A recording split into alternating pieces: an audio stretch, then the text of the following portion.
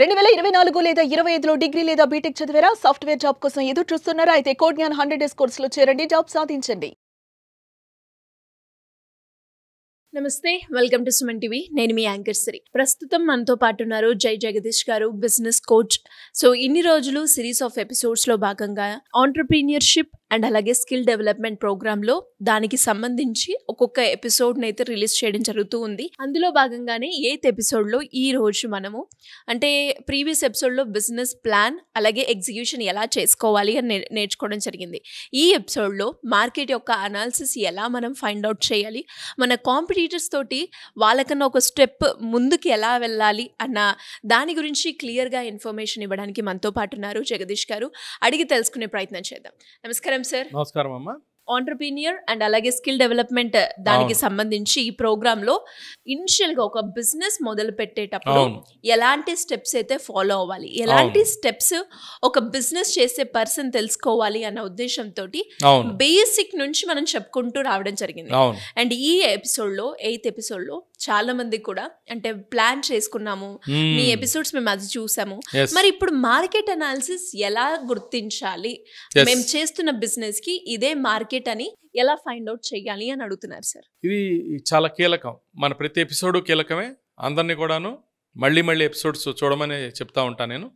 ఇవి చూస్తే చాలు, ఒక మంచి ఒక భగవద్గీత, ఒక లేదంటే ఒక ఖురాన్, ఒక బైబిల్ లాగా ఒక ఎంటర్‌ప్రీనియర్‌షిప్ డెవలప్మెంట్ బడ్డింగ్ కానీ రన్నింగ్ ఎంటర్‌ప్రీనియర్స్ కానీ అందరికీ కూడా ఒక మంచి గైడెన్స్ అవుతుంది. ఖాళీ ఉన్నప్పుడు రకరకాల యూట్యూబ్ వీడియోలు చూస్తూ ఉంటారు కదా. బిజినెస్ కమ్యూనిటీ మన వీడియోలని కనుక చూడగలిగితే చాలా మంచి నాలెడ్జ్ వస్తుంది, వాళ్ళు అప్డేట్ అవుతారు, ఆటో కరెక్షన్స్ కూడా అవుతారు.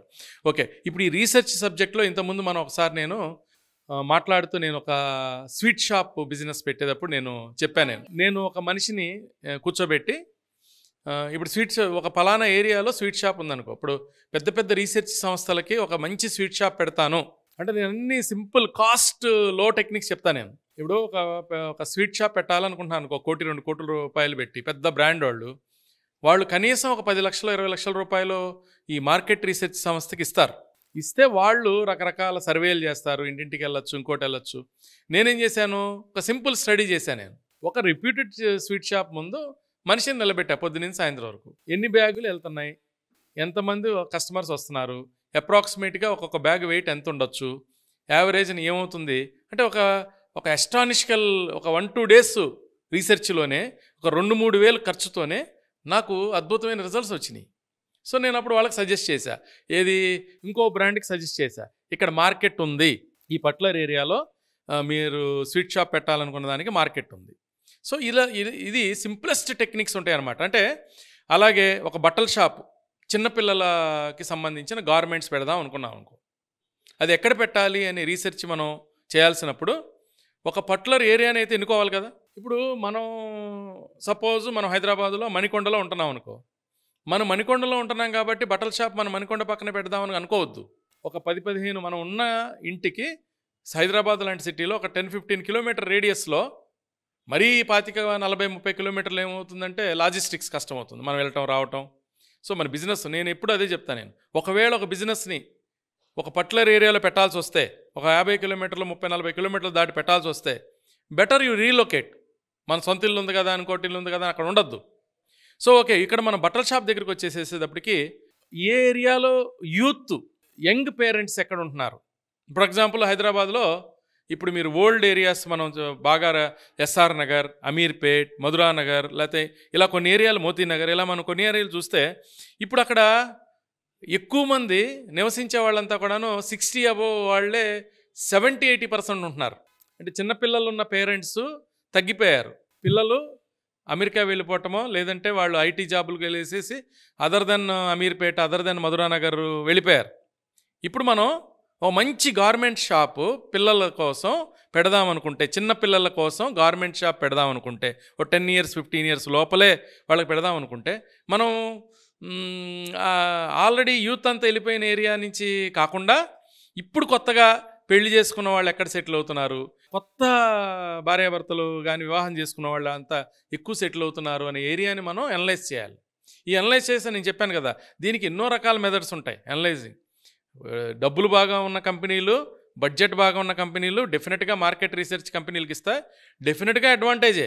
నేను 1 లక్ష 5 లక్షలు 10 లక్షలు మార్కెట్ రీసెర్చ్ సంస్థ కనపడితే అది వేస్ట్ అని చెప్పను. ఇప్పుడు నేను చేసిన టెక్నిక్ ఏంటంటే, ఇందాక నేను స్వీట్ షాప్ టెక్నిక్ ఏంటంటే, నాకున్న అనుభవంతో వాళ్ళు 10 లక్షల రూపాయలు ఖర్చు పెడితే ఏమి రిపోర్ట్ ఇవ్వగలరో ఆల్మోస్ట్ నాకున్న అనుభవంతో నేను ఇచ్చాను అంతే.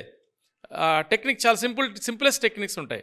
డబ్బు ఖర్చు పెట్టలేనప్పుడు ఖర్చు పెట్టకుండా ఏం చేయాలి అనే దాని మీద అవకాశాలు ఉంటాయి అన్నమాట. సో అలా మార్కెట్ రీసెర్చ్ని చాలా అద్భుతంగా చేయాలి.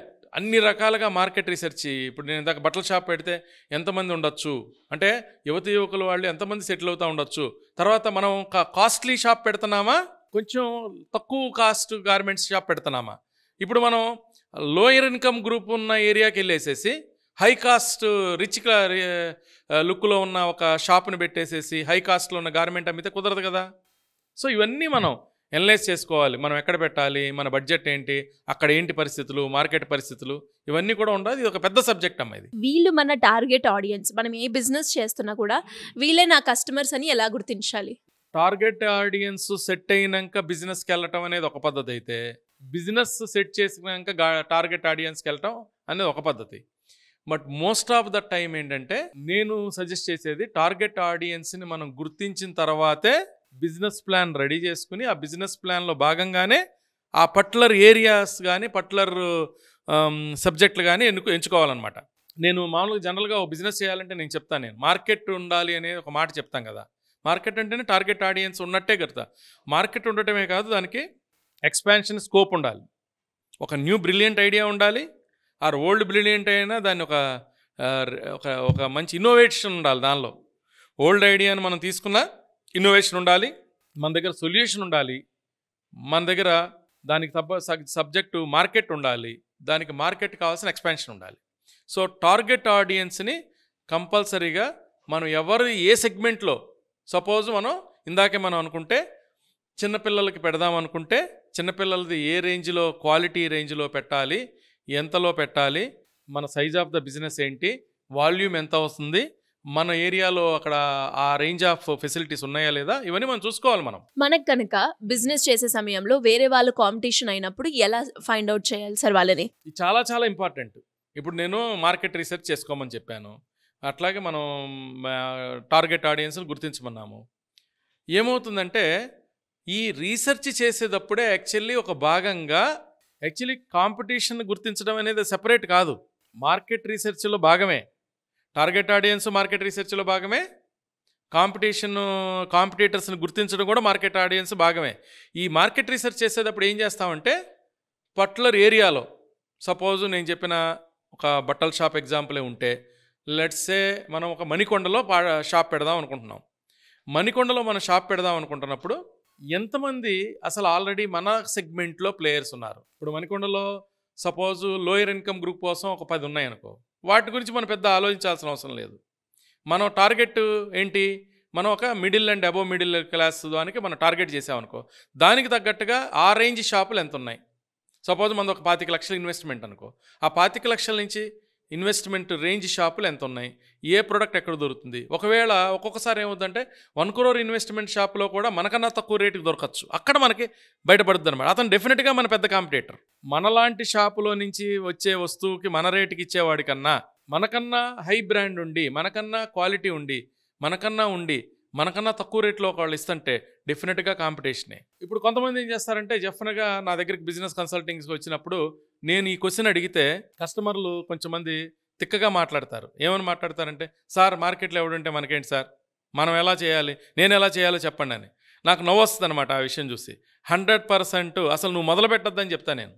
అసలు నువ్వు బిజినెస్ ప్లాన్ చేయాలంటేనే నువ్వు ఏ సెగ్మెంట్లో వెళ్దాం అనుకుంటున్నావో నీ సెగ్మెంట్లో ఉన్న కాంపిటేటర్స్ని ఐడెంటిఫై చేయి ఫస్ట్. అసలు కాంపిటేటర్స్ని ఐడెంటిఫై చేసినాకే బిజినెస్ ప్లాన్కి వెళ్ళాలి, దేనికైనా వెళ్ళాలి. కాంపిటేటర్ ఐడెంటిఫై చేసి వాడికి అసలు ప్రాఫిట్లో ఉన్నాడా, దివాళా చేస్తున్నాడా, 10 షాపులు ఉంటే ఎన్ని షాపులు నడుస్తున్నాయి, అందులో ఎన్ని షాపులు బాగున్నాయి, అందులో ఏ రేంజ్ ఆఫ్ ప్రోడక్ట్ వెళ్తుంది బాగా, ఏ రేట్ ప్రోడక్ట్ వెళ్తుంది, ఎటువంటి క్వాలిటీ ప్రోడక్ట్ వెళ్తుంది, ఎటువంటి వెరైటీ ప్రోడక్ట్ వెళ్తుంది, అమ్మాయిల ప్రోడక్ట్ వెళ్తుందా, అబ్బాయిల ప్రోడక్ట్ వెళ్తుందా, అందులో 5 to 10 years వాళ్ళది వెళ్తుందా, 10 to 15 years వాళ్ళది వెళ్తుందా, ఆ కాంపిటీటర్స్ దగ్గర జరిగే వ్యవహారం నిజంగా అసలు ఎవరూ లేకుండా ఒక సెగ్మెంట్ వెళ్తున్నామంటే అది మనకు చెప్పచ్చు, ఏమైనా జరగచ్చు, అక్కడ మనకేమీ దొరకపోవచ్చు. నిజంగా ఒక ఏరియాలో కాంపిటేటర్స్ అనుకున్నాక మనకు కూడా స్కోప్ ఉంది అనుకున్నాక, ఇప్పుడు ఆల్రెడీ ఒక 5 ఉన్నారనుకో, మార్కెట్ సైజు బాగుందనుకో, మనం కూడా వెళ్తే పర్లేదు అనుకుంటే పెట్టాలి. ఆల్రెడీ పొటెన్షియల్ పరంగా అన్ని రకాల పొటెన్షియల్ ఉంది, కాంపిటీటర్స్ పరంగా ఓవర్ క్రౌడ్ అయిపోయింది అనుకో, మనం వెళ్ళొద్దు అసలు అక్కడికి. ఒకవేళ వెళ్ళినా వాళ్ళు ఎందుకు వెళ్తున్నారు, ఇప్పుడు కొంతమంది నడవవు కదా, ఆ షాపులు ఎందుకు నడవట్లేదు, వాళ్ళ దగ్గర ఎందుకు సేల్స్ లేవు, ఇంకో షాప్ నడుస్తుంది అనుకో, డెఫినెట్గా అక్కడ మంచి సేల్స్ మ్యాన్స్ ఉండొచ్చు కదా. సో అలా ఆ పాయింట్స్ని మనం అర్థం చేసుకోవాలి. ఒక్కొక్కసారి అక్కడ ఎంప్లాయీస్ వల్ల కూడా అక్కడ మార్కెట్ జరగచ్చు. ఎలా సార్, ఇంకా ఎవరికైనా కూడా బిజినెస్ పరంగా గైడెన్స్ కావాలి, మిమ్మల్ని అప్రోచ్ అవ్వాలి అంటే ఎలా ఉంటుంది? ఏం లేదమ్మా, ఇప్పుడు మనకి ఏదైతే స్క్రోల్ అవుతుందో ఆ నెంబర్ని మార్నింగ్ 11 నుంచి ఈవినింగ్ 5 వరకు, తర్వాత ముందు కూడా చేస్తాం, ఇదైతే ఖచ్చితంగా మనం అవైలబిలిటీలో లిఫ్ట్ చేసే టైం అనమాట. నెక్స్ట్ ఏంటంటే వాళ్ళు మనని ఆఫ్లైన్లో కానీ ఆన్లైన్లో కానీ కలవచ్చు.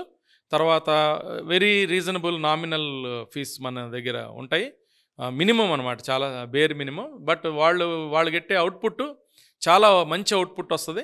మొదటడుగు ఎప్పుడు నేను చెప్తాను, మొదటడుగు తప్పటడుగు వేయొద్దు, డబ్బులు పోతాయి, మనీ పోతుంది, చాలా అన్ని రకాలుగా కోల్పోతారు. కాబట్టి చక్కగా అన్ని రకాలుగా ఆలోచించే వ్యాపారంలోకి దిగాలి.